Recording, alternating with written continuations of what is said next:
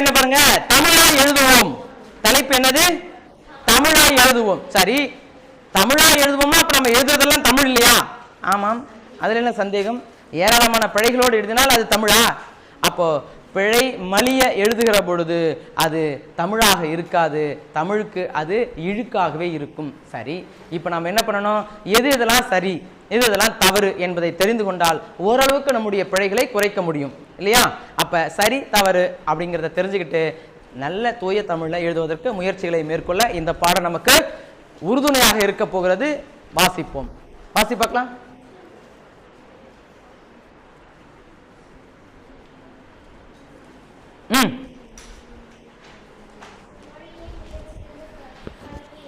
மொழியை மிகச்சிறந்த கருவி என்பர். எதுக்குப்பா அது பயன்படுது? அந்த கருவி நம் உள்ளத்தில் இருக்கக்கூடிய கருத்துக்களை பிறருடைய உள்ளத்திற்கு கொண்டு போய் சேர்க்கக்கூடிய இடையீட்டு கருவி மொழி. புரியுதா? கருவி எந்த அளவுல பயன்படுது தெரியுமா?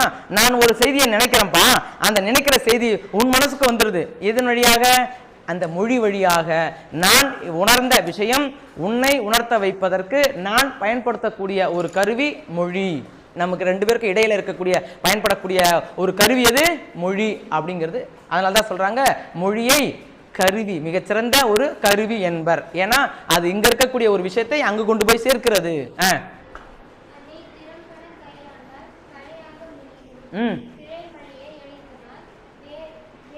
வெறும் கலையாகவே கொல்லப்படும். இந்த இடத்துல கலை, இந்த இடத்துல கலை, ரெண்டு கலையை வந்து கோடு போட்டு வைங்க. முதல் கலை ஆயக்கலைகள் 64 இல்லையா?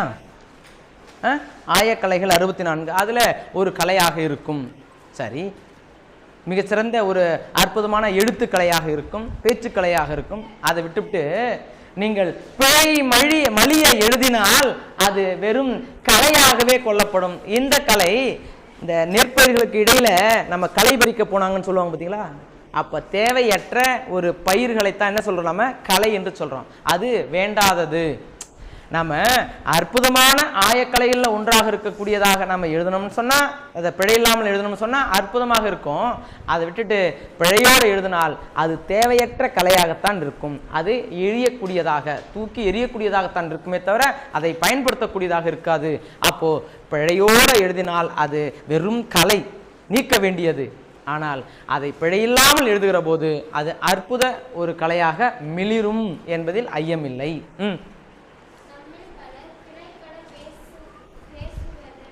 பேசுவதால் தான், ஆமா, ஒழிப்பதை விட கொடிய செயல் வேறு எதுவும் இருக்க முடியாது. எல்லாரும் என்ன சொல்றாங்க? தமிழ், என்னது தமிழ் அப்படின்னு அற்புதமான எழுத்துக்களால அந்த 3 எழுத்துக்களும் ஆக்கப்பட்டிருக்கிறது. அதை விடுத்து தமிழ் என்ன சொல்றாங்க? தமிழ். இதை விட கொடிய செயல் எதுவும் இருக்க முடியாது அப்படிங்கிற. இதை விட தமிழை கொலை பண்ற விஷயம் வேற ஏதாச்சும் இருக்குமான்னு கேட்டா இருக்காதான். ஏன்னா நாம பிழைபட பேசுவதால் தான் பிழைபட எழுதுகிறோம். நம் பிழை ஏற்படுவதற்கு, நாம் எழுதுகிற போது நமக்கு பிழை ஏற்படுவதற்கு முழு முதற் காரணம் நாம் பிழைபட பேசுவதால் தான். அப்ப பேசுகிற பொழுது நாம் மிகச்சரியாக பேசுகிற பொழுது, எழுதுகிற போதும் மிகச்சரியாகவே எழுதுவோம். அப்ப யாராச்சும் TAMIL தமிழ் என்று படித்தால் கன்னத்தில் பலார் என்று நீங்கள் விட வேண்டும். நீ தான் சொல்லியிருக்கிற, அது தமிழ். அவனுக்கு ழகரம், தமிழின் சிறப்பெழுத்தாக இருக்கக்கூடிய ழகரம் அவன் வாயில வராது. அதனால என்ன பண்ணிவிட்டான்? தமிழ் என்று சொல்லிட்டான், தமிழ் என்று சொல்லிட்டான். அப்போ ஈழ் வராமல் போனதுனால இல் என்பது அவனுக்கு வந்தது. அதனால வராதவனுக்கு நாம வராதவன் சொன்னதையே நாமளும் எப்படி எதுக்காக பயன்படுத்தணும்? பயன்படுத்தக்கூடாது தானே. அதனால என்ன சொல்லணும்? தமிழ். சொல்லுங்க, தமிழ். ஆமா, ழகரம் என்பது தமிழுக்கே உரித்தான ஒரு எழுத்து ழ இல்லையா? அப்போ பிற மொழிகளில் இல்லாத ஒரு சிறப்பு தமிழ் எழுத்துகளிலே இருக்கிறதுன்னு சொன்னா அது இந்த ழகரம். ஞாபகத்தில் வச்சுக்கணும். புரியுதா? ரைட். அடுத்தது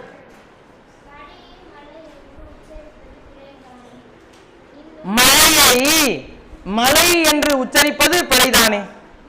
இந்த திருநெல்வேலி பக்கத்தில் இருக்கக்கூடியவங்க, தஞ்சாவூர் பக்கத்தில் இருக்கக்கூடியவங்க என்ன பண்ணுவாங்க? இந்த மழை அப்படிங்கிறத அந்த ழகரம் அவங்களுக்கு அவ்வளோ சீக்கிரம் வராது. அதை எல்லாருமே எப்படி பயன்படுத்துறாங்க, அவங்க அப்பா அம்மா எப்படி பயன்படுத்துகிறாங்களோ அதே மாதிரி தான் அந்த பிள்ளைங்களும் பயன்படுத்தும். பள்ளிக்கூடத்தில் எவ்வளோ தான் முட்டி மோதிட்டாலும் இல்லை, அவங்க அப்பா அம்மா என்ன பயன்படுத்திட்டாங்களோ அதே சொல்ல தான் பயன்படுத்துவாங்க. அப்போது மழை பெய்தது என்பதற்கு பதிலாக மழை பெய்தது என்று சொல்லுவாங்க. மழை. சரி, மலை மீது மழை பொழிந்தது அப்படின்னு சொன்னீங்கன்னா அவங்க எப்படி சொல்லுவாங்க, மலை மீது மழை பொழிந்தது அப்படின்னா ஒரு பாறை மேல இன்னொரு பாறை டம்முன்னு ஊந்துச்சு அப்படின்னு நீங்க சொல்றீங்க இல்லையா? அதனால மலை வேறு மழை வேறு என்கின்ற புரிதல் அந்த ழகரத்தில் ஆரம்பிக்கிறது. அப்ப அந்த ழகரத்தை மிகச்சரியாக நாம் பயன்படுத்துகிற பொழுது மழை வேறு மலை வேறாக மாறிவிடுகிறது. இன்னும் தனித்தனியாக சொன்னா இங்கே நிறைய பேர் சிக்குவ இல்ல. தமிழ் சொல்லுங்க, மழை சொல்லுங்க. இப்ப எல்லாம் சரியா தான் சொல்றீங்க. தனித்தனியா கேட்டுருவோமா? எல்லாம் சரியா சொல்லுவீங்களா? 44 பேர் இருக்கிற 44 பேருக்கும் வேணாம், வீட்டில் சொல்லிடுவா, உனக்கான வாய்ப்பு வரும், அப்போ நான் கேட்டு அதை சோதிச்சுக்கிறேன். இப்போ அடுத்தது பார்த்துக்கலாம்.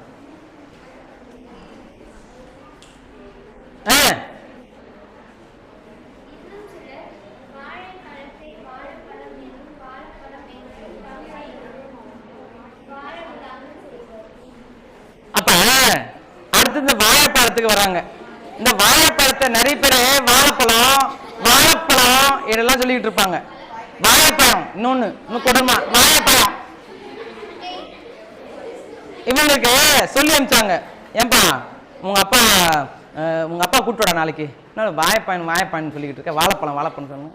அவர் வந்தார். இந்த என்ன சொன்னார், தலைமை ஆசிரியர்கிட்ட சொன்னாராம், என்னங்க உங்கள் பையனுக்கு ழகரமே வரமாட்டேங்குது, தமிழ் என்றா தமிழ்ங்கிறான், வாழைப்பழம் சொன்னான் வாழைப்பழம் வாழைப்பழம் அல்லது வாழைப்பழன்றான். அவர் சொன்னார், இந்த வாழைப்பழங்கிறதுலாம் எங்களோட பழக்க வழக்கங்கய்யா அப்படின்ட்டு அவர் போயிட்டாரு. சரி ரொம்ப நன்றிங்கய்யா, போயிட்டு வாங்கன்னு சொல்லி அனுப்பிச்சு வச்சுட்டாரு. அங்கிருந்து தான் தொடங்கி இருக்கிறதுன்னு தெரிஞ்சு போச்சு அவருக்கு. அதனால என்ன பண்ணிட்டாரு, நீங்க போயிட்டு வாங்க ஐயா, உங்க பையனுக்கு வேற ஏதாச்சும் நாங்க மாற்று ஏற்பாடு பண்றோம்னு சொல்லி அனுப்பிச்சு வச்சுட்டாங்க. அப்போ நம்முடைய பெற்றோர்கள் சில சொற்களை எவ்வாறு வழங்குகிறார்களோ அதை நாமும் அப்படியே நம்முடைய வழக்கத்தில் வழங்கி விடுகிறோம். சில வேளைகளில் தவறு என்று தெரிந்தும் கூட திரித்து கொள்ள நம்முடைய மனம் மறுக்கிறது. உட்கார்தானே சொல்லணும். இந்த பகுதியில் என்ன சொல்றாங்க, பக்காரே வண்டியில் தானே வந்தீங்கன்னு கேட்கறதுக்கு முன்னாடி வெண்டியில தானே வந்தீங்க, வெண்டி, ஐயோ கோபால் முடியலையே அப்படிங்கிற மாதிரி இருக்கு இல்ல. அப்போ பழக்க வழக்கங்கள் என்பது நம்முடைய மொழியை பாதிக்க வைக்கிறது. அதனால நாம அந்த மாதிரி தவறு என்று தெரிந்த பின்பு சரி செய்வதற்கு முயற்சிகளை மேற்கொள்ள வேண்டுமே ஒழிய இதுதான் என்னுடைய பழக்க வழக்கம் என்று அதை அப்படியே போட்டு நசுக்குதல் கூடாது. அப்போ வாழைப்பழம் என்பதுதான் சரி. இதுக்கான பிறழ் பயிற்சி ஒன்று சொல்லி தருவாங்க. என்ன தெரியுமா, வியாழக்கிழமை வாழைப்பழத்தோல் வழுக்கி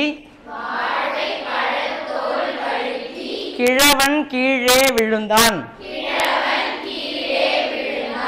இதை தொடர்ச்சியாக நீங்கள் சொல்லுகிற பொழுது ழகரம் வராதவர்களுக்கு கூட வந்துவிடும்.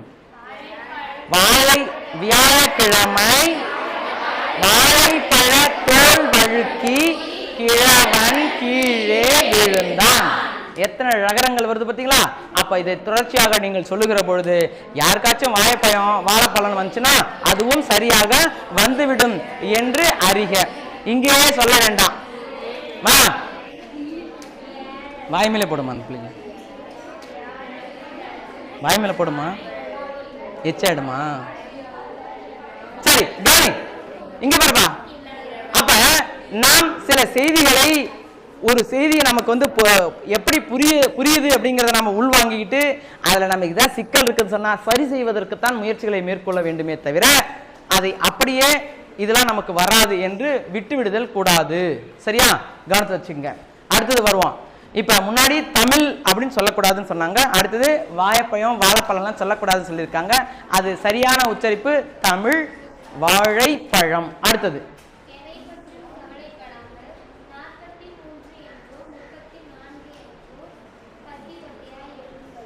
ஆமாம், இதுல ரெண்டுமே தப்பு. 43 அல்லது 34 ரெண்டுமே தவறு. யாருக்கா தெரியுதா? எனக்கு தெரியுது ஐயா, சொல்லுங்க ஐயா. யாருமா? சொல்லு. அங்கேயும் அதான் இருக்குது, சொல்லுமா. இல்ல வேற.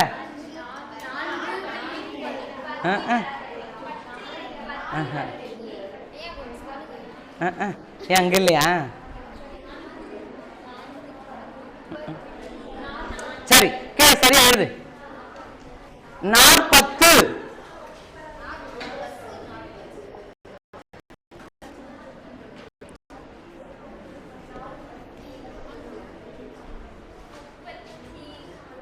இல்ல 30.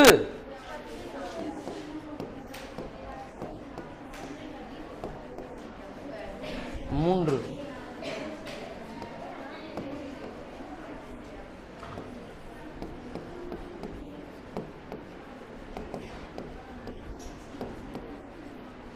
முப்பத்து 4 43.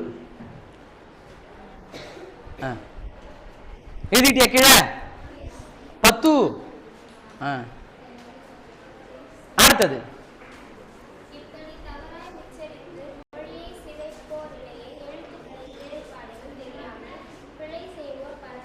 ஆமா. இப்படி எழுத்துடைய வேறுபாடுகள் அறியாமல் பிழை செய்பவர்கள் ஏராளமாக இருக்கிறார்கள்.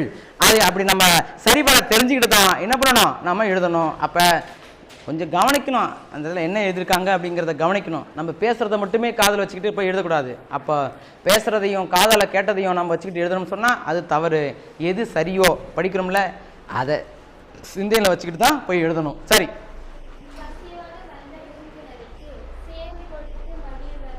மகிழ்வித்தான். மகிழவா முடியும்? பசியோடு வந்தவனுக்கு சேறு கொடுத்து மகிழ்வித்தான். சேறு கொடுத்து மகிழ்வித்தான். என்ன சரி? சோறு. ஒரு காலை உடைச்சிட்டான், சோறு சேரா மாறிடுது. அதை உண்டு அவன் மகிழ்ந்தான் அப்படின்னு வேற பக்கத்தில் எழுதி வச்சிருப்பான்.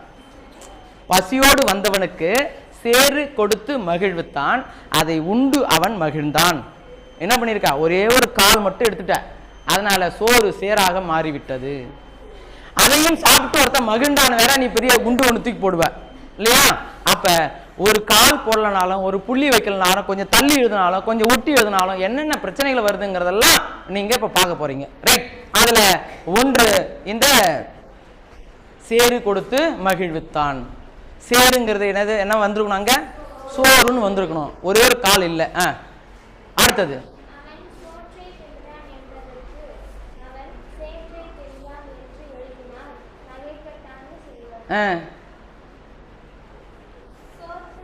சொத்து தகராறு. செத்து தகராறு செய்தார் என்று எழுதி வியப்பு ஏற்படுத்துவோரும் உண்டு. ஆமா, சொத்து தகராறு செய்தார் அப்படின்னா பரவாயில்லப்பா, சொத்து ரெண்டு பேருக்கும் ஏதோ சொத்து பிரச்சனை தகராறு பண்றான். ஆனால் செத்து தகராறு செய்தாம் எல்லாருக்கும் மிகப்பெரிய ஒரு பயம் ஏற்படும். ஏன்னா செத்துட்ட பிறகு தகராறு பண்றானா, பேயா வந்திருக்கிறான்ப்பா, இவன் பேயா வந்திருக்கான்னு அர்த்தம். அப்படித்தானப்பா? செத்து தகராறு செய்தான்.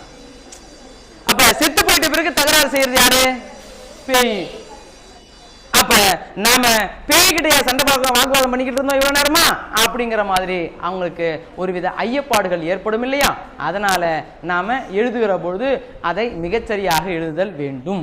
அப்படி இல்லை அப்படின்னு சொன்னா மிகப்பெரிய ஒரு பொருள் மாற்றத்தை நாம் சந்திக்க நேரும்.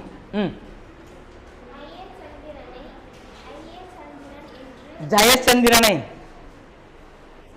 ஜெயச்சந்திரனை ஐயசந்திரன் என்று வேறுபாடு தெரியாமல் ஐயப்படுவோரும் இருக்கத்தானே செய்கின்றனர்.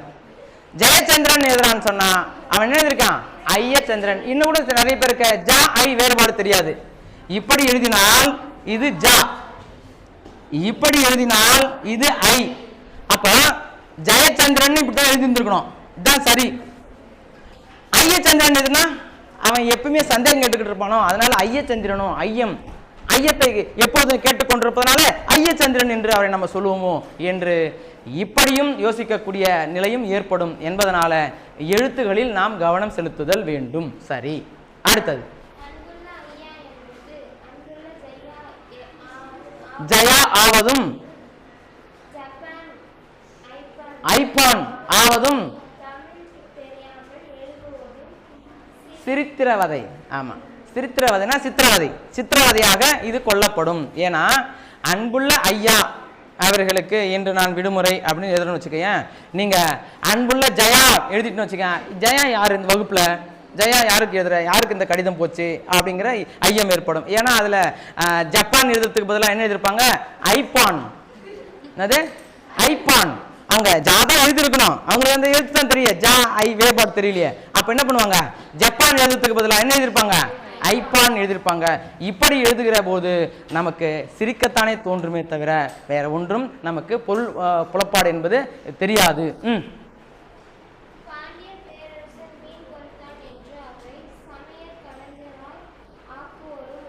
ஆமா, பொறித்தான், மீன் பொறித்தான் அப்படின்னா மீன் பதித்தான் என்று இருக்க வேண்டும் இல்லையா? தன்னுடைய கொடியில பாண்டியன் தன்னுடைய கொடியில என்ன பதித்திருந்தான்? மீன் கொடியை பார்த்தோமா? சேரன், சோழன், பாண்டியன் பார்த்தோம். அப்ப இந்த இடத்துல பாண்டிய பேரரசன் மீன் பொறித்தான் அப்படின்னா இந்த பொறியில் இருந்தோம்னா இப்படி பொறிக்கிறது, அவனை சமையல் கலைஞனாக மாற்றிட்டோம் நாம. அவன் எவ்வளவு பெரிய பேரரசன், அந்த பேரரசன் தன்னுடைய கொடியில மீனை பொறித்தான். எந்த அடி போட்டுக்கணும்? பக்கத்துல இந்த அடி போட்டுக்கணும், பொறித்தான் இப்படி எழுதிருக்கணும். அப்படின்னா இது பதித்தான் என்பது பொருள். அதை விட்டுட்டு இந்த பொறித்தான் போட்டீங்கன்னா அவன் என்ன பண்ணுவான்? மீனை பொரியல் செய்தான், அதை பொரிச்சு எடுத்துறான், அவன் வறுத்து எடுக்கிறான்ல, அது மாதிரி பொறித்தான், மீனை பொறித்தான் என்பது பொருள்.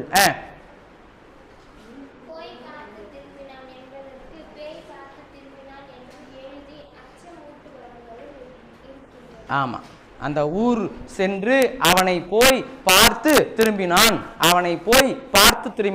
போய் பார்த்து திரும்பினான் என்பதற்கு பதிலாக பேய் பார்த்து திரும்பினான். அப்படின்னா பேய் பார்த்தால் எங்கு திரும்புவது? அங்கேதான் முடிச்சிருங்க. அது ஒரே காட்டு இடது கையில ஒரு காட்டு கடிச்சு முடிஞ்சிச்சு, அங்கேயே நான்கு சாக வேண்டியது, அப்படியே கடற்கொடுத்தான். அங்க பேயை பார்த்துட்டு திரும்பி வரானா இவன்? இல்ல, ஏற்படுது, ஐயம் ஏற்படுது இல்லையா?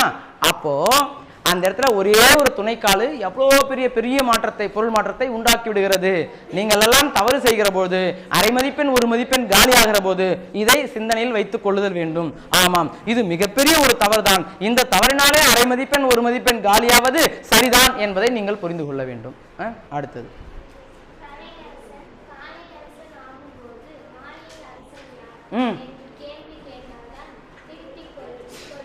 கொள்வர். ஆமா ஆமா, கலையரசன் அப்படின்னு எழுதணும். நீங்க என்ன எழுதுறீங்க? காளை அரசன். என்ன எழுதிருக்கீங்க? காளையரசன். கலையரசன் என்பதை காளையரசன் ஆகிற போது மாலை அரசன் யார்? காலையில இவன் அரசன், மாலையில அரசன் யார் என்று இவங்க என்ன பண்றாங்க? கேள்வியே கேட்கிறாங்க. அப்படி கேட்கிற போது ஓஹோ நாம தான் தப்பா எழுதிட்டோம் பொழுது, அப்ப சரியா எழுதிருவாங்க. கலையரசன். காலை மிகுத்தினாலும் தவறு, காலை எடுத்தாலும் தவறு. இப்போ சரியான இடத்துல சரியான காலை அங்கே நம்ம பதித்தல் வேண்டும். இல்லை என்று சொன்னால் அது ரெண்டுமே பொருள் வேறுபாடாக இருக்கும். எப்படி? ஒன்று, கலையரசன் எப்படி தெளிவா புரியுது நமக்கு இல்லையா? கலைகளின் அரசன் அல்லது ஒரு பெயர் சொல் அப்படின்னு தெரியுது. காலை அரசன், காலையில அரசன், அப்ப மாலையில வேற ஒருத்தன் அரசன் என்பதை நீ சொல்லாம சொல்ற அப்படின்னு அர்த்தம் இல்லையா? இங்க இருக்கிற பாதி பேர்ல இவங்க மட்டும்தான் புத்திசாலிகள், மகிழ்ச்சியா இருப்பீங்க. அப்ப இந்த பக்கம் சொல்லாம சொல்லிட்டேன், நானு முட்டாள்கள் அப்படின்னு சொல்லிட்டேன் இல்லையா? அப்போ நாம் செய்தியை எவ்வாறு வெளிப்படுத்துகிறோம் என்பதில் கவனம் செலுத்துதல் வேண்டும். அப்போ கலையரசன் காளையரசனாக மாறினால் கேள்வி ஏற்படும். அப்ப கேள்வி ஏற்படாத அளவுக்கு நாம் என்ன பண்ணோம்? அங்க சரியாக எழுதியிருக்க வேண்டும். அடுத்தது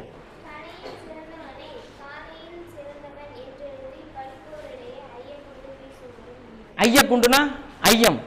அப்ப இவன் என்ன சொல்றாங்க? கடைசியில கலையில் சிறந்தவன் அப்படின்னு எழுதுனா அற்புதம். ஆமா, ஆயக்கலைகளில் இவன் சிறந்தவன், அற்புதம். காலையில் சிறந்தவன் அப்படின்னா காலையில நல்லவன் அப்படின்னு என்ன அர்த்தம்? மாலையில அயோக்கிய பையன் அப்படின்னு அர்த்தமா? அப்படின்னு அர்த்தமா? அதான் நான் சொல்லுதாங்க. இப்ப என்ன சொன்ன? பாதி பேரு நல்லவங்க, பாதி பேரு சொல்லாம சொல்றாங்கல்ல. அப்ப இந்த இடத்துல காலையில் சிறந்தவன் என்று சொன்னால் என்னவாகும்? மாலையில அவன் தீயவன் என்ற பொருள் சொல்லாமல் சொல்வதாக இருக்கு. அதனால நாம தெளிவா தெரிஞ்சுக்கிறோம், இந்த மாதிரி எழுத்து பிழைகளை பண்ணவே கூடாது அப்படிங்கிறத தெரிஞ்சுக்கிறோம். ரைட்.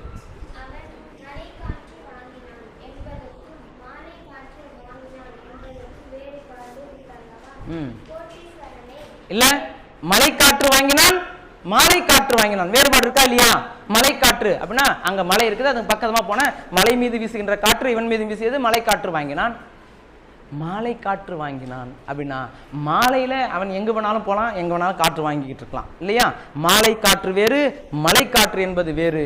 அதே போலதான் இன்னொன்னு, கோடீஸ்வரன் கேடீஸ்வரனாக மாறிவிடுவது. கோடீஸ்வரன் எதுனா மகிழ்ச்சியா இருப்பான், அந்த இடத்துல போயிட்டு கேடீஸ்வரன் அவர்களை என்ன பண்ணுவான், அவனை அங்கேயே கொலை பண்ணிட்டு ஜெயிலுக்கு போயிடுவான். உடனே யாரடா கேடீஸ்வரன் சொன்ன, நான் கோடீஸ்வரன் பேர் எவ்வளவு அற்புதமா வச்சிருக்கேன், நீ என்ன சொல்ற? கோடீஸ்வரன் வச்சுக்கிற பேரை கேடீஸ்வரன் படிச்சா அவன் கம்முன்னு இருப்பானா? என்ன பண்ணுவான்? கொலை பண்ணிட்டு ஜெயிலுக்கே போயிடுவான். என்னையடா கேடின்னு சொன்னா அதுவும் மேடையில போய் ஏறி என்ன கேடீஸ்வரன் சொல்ற நீ அப்படின்னு என்ன பண்ணிடுவான், அவன் கொலை கூட பண்ணிடுவான். ஞாபகத்தில் வச்சுக்க, பெயருக்கு ஒரு களங்கம் விளைவித்தால். அடுத்தது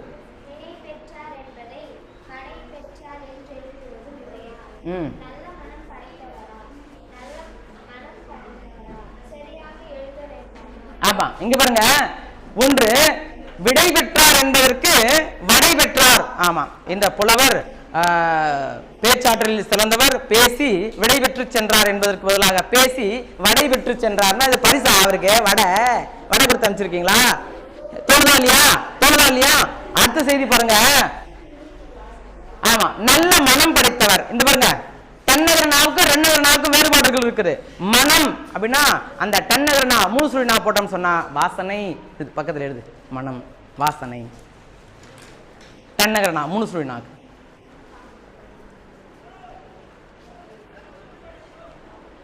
மனம் என்றால் வாசனை, இதுக்கு டன்னகர நாவுக்கு.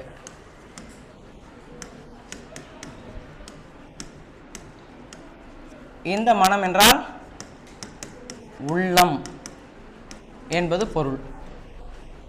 அப்ப நீங்க 2 சுழிக்கு பதிலாக 3 சுழி போட்டீங்கன்னா அவர் நல்ல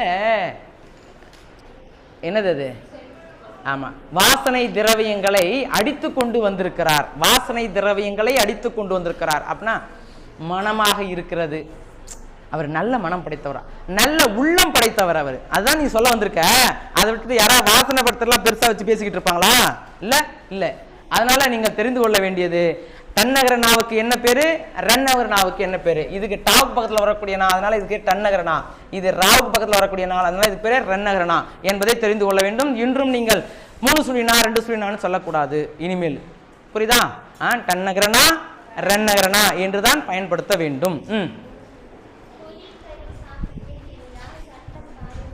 ஆமா, புளிக்கறினா என்னதுப்பா? புளிக்கறி, புளிக்குழம்பு. புளிக்குழம்பு நான் சாப்பிட்டேன் அப்படின்னு சொன்னா ஒன்றும் பிரச்சனை கிடையாது.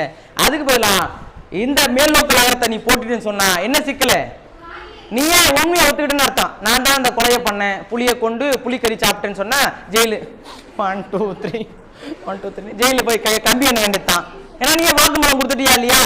புளிக்கறி நான் சாப்பிட்டேன் அப்படின்னா காட்டில் போயிட்டு புளியை வேட்டையாடி அதனுடைய கறியை சமைத்து நான் சாப்பிட்டேன், நீயே வாக்குமூலம் கொடுத்துட்ட. என்ன ஒரு 10 ஆண்டுகள்ங்கிறது உண்மையை நீ ஒத்துக்கிட்டதுனால 5 ஆண்டுகளாக இருக்கும்.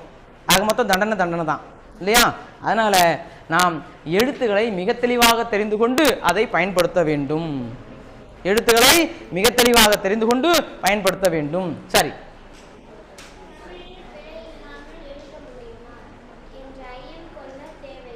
சரி, எனக்கு ஐயம் வந்துடுச்சு ஐயா, என்ன செய்யாது?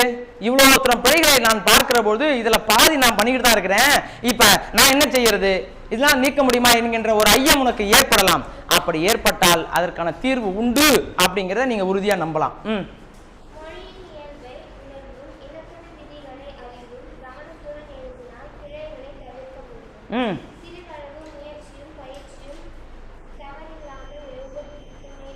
கொஞ்சோண்டு நீங்க முயற்சி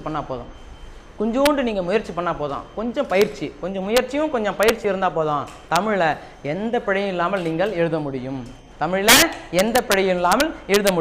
வாசி.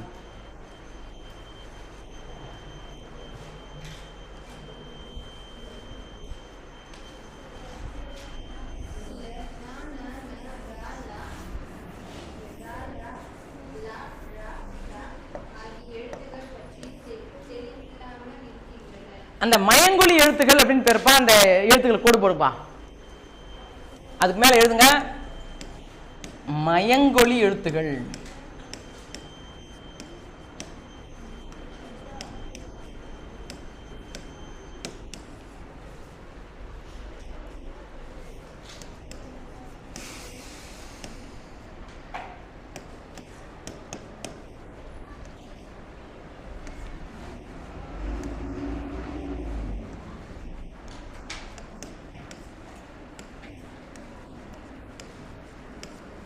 இதில் 3 கோடுகள் இருக்கு நமக்கு. எதுக்காக அப்படின்னு பார்த்தோம்னா, இது 3ம் ஒரே விதமான உச்சரிப்பு, இது 2ம் நெருங்கிய, அதாவது 2மே ஒரே மாதிரி உச்சரிப்பு தான். ஆனால் நுணுகி ஆராய்கிற போது எல்லாத்துக்கும் வேறுபாடுகள் இருக்குது. இது 3ம் ஒரே விதமான உச்சரிப்புகள். இப்படி நான் பார்த்தோம், வாழைப்பழம், வாழைப்பழம், வாழைப்பழம் அப்படிலாம் நமக்கு சொல்றாங்கன்னு பார்த்தோம். அப்ப இது 3ம் ஒரே மாதிரியான உச்சரிப்பு, இது 2ம் ஒரே மாதிரியான உச்சரிப்பு, இது 3ம் ஒரே மாதிரியான உச்சரிப்பு. அது எழுத்தினுடைய பிறப்புகளை பார்க்கிற போது ஒவ்வொன்றுத்துக்கும் ஒரு வேறுபாடுகள் இருக்குது. ஆனால் நாம பேச்சு வழக்கில் அதை மிகச்சரியாக பயன்படுத்துகிறோமா என்று சொன்னால் இல்லை. அதை இப்படித்தான் ஒரே மாதிரியான உச்சரிப்புகளோடு தான் பயன்படுத்துகிறோம். அப்படி பயன்படுத்துகிறதே அப்படியே நம்ம கேட்டுட்டு போய் எழுதுகிற பொழுது எழுத்து பிழைகள் ஏற்படுகிறது. சரி, இப்போ இந்த எழுத்துக்களுக்கெல்லாம் என்ன பேரு? மயங்கொலி எழுத்துக்கள்னு பேரு. எத்தனை எழுத்துக்கள் இருக்குது? 8 எழுத்துக்கள் இருக்குது. எத்தனை எழுத்துக்கள் இருக்கு? 8 எழுத்துக்கள். 2 மதிப்பெல்லாம் உங்கள்கிட்ட கேட்பாங்க. மயங்கொலி எழுத்துக்கள் யாவை? பின்னாடி இருக்கு, நம்ம பார்க்க வரோம் திரும்பவும். அப்ப மயங்கொலி எழுத்துக்கள் யாவை அப்படின்னு கேட்டா அந்த 3 பிரிவுகளை நீங்க தெளிவா தெரிஞ்சு வச்சுக்கணும். அடுத்தது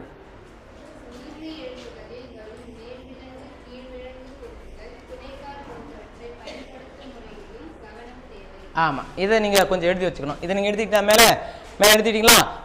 மயங்கொலி எழுத்துக்கள் எடுத்துக்கிட்டீங்களா? ரைட். அடுத்தது பாருங்க, மேல் விலங்கு அப்படிங்கிறாங்க. மேல் விலங்கு எழுத்துகளில மேல் விலங்கு எது அப்படின்னு பார்த்தோம்னா, இங்க பாருங்க, இப்படி போறதுக்கு பேரு மேல் விலங்கு. அடுத்தது கீழ் விலங்கு. இந்த குறிக்கு பேருப்பா, இது எழுத்து கா, இதுக்கு மேல இப்படி எழுத்து குறிக்கிறோம் இல்லையா, அதுக்கு பேர் தான் என்னது? மேல் விலங்கு.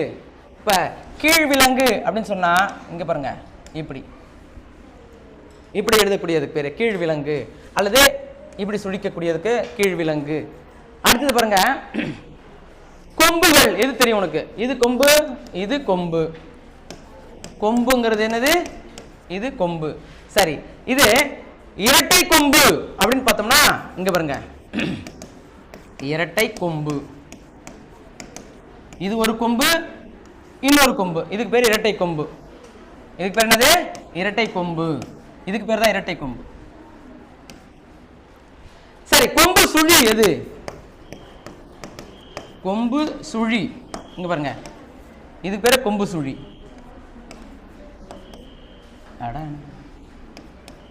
இதுக்கு பேர் என்னது? கொம்பு சுழி. இதுக்கு பேரு கொம்பு சுழி. அடுத்தது இறங்கு கீற்று எழுதுறேன்.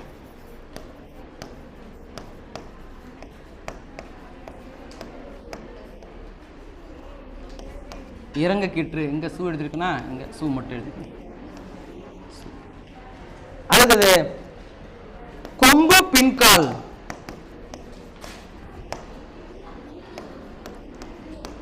கொம்பு பின்கால். இங்க பாருங்க, இது கொம்பு, இது கொம்பு பின்கால், இது கொம்பு பின்கால். இதுக்கு பேரு கொம்பு பின்கால். எழுதியாச்சா? என்னத்துக்கு உட்காந்துருக்க? ஆன வீடி வாய்ப்பாந்து உட்காந்துட்டு இருக்க. எழுதி அழகமா கடன்னு.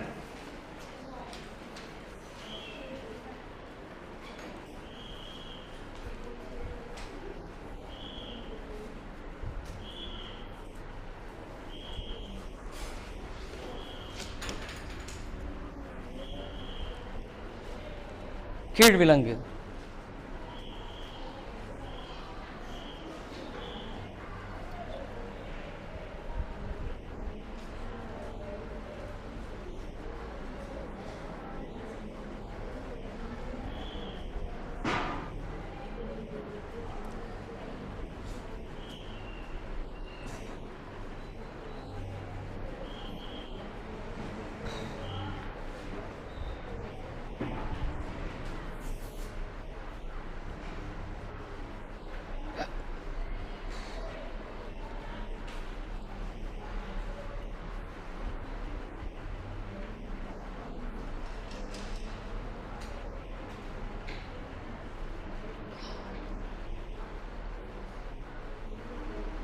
ஆச்சாமா?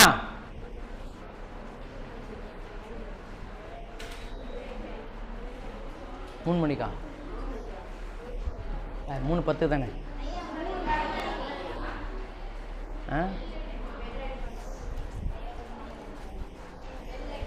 சரி, எழுது எழுது. கொம்புக்கால் இன்னொன்று எடுத்துக்க. கொம்புக்கால் மட்டும் எடுத்துக்க. இன்னொன்று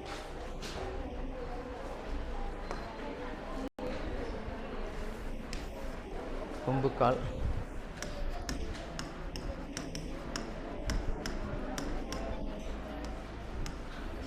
இங்க பாருங்க, இப்படி எழுதுறதுக்கு பேரு கொம்புக்கால் அப்படின்னு பேரு. கொம்பு போடுறோம், அதுக்கப்புறம் ஒரு கால் எழுதுறோம், அதனால இது பேரு கொம்புக்கால் அப்படின்னு பேரு. எங்க எழுதுறோம்? இதை அவுக்க வரிசையில எழுதுறோம் இல்லையா, அது பேரு கொம்புக்கால் பேரு.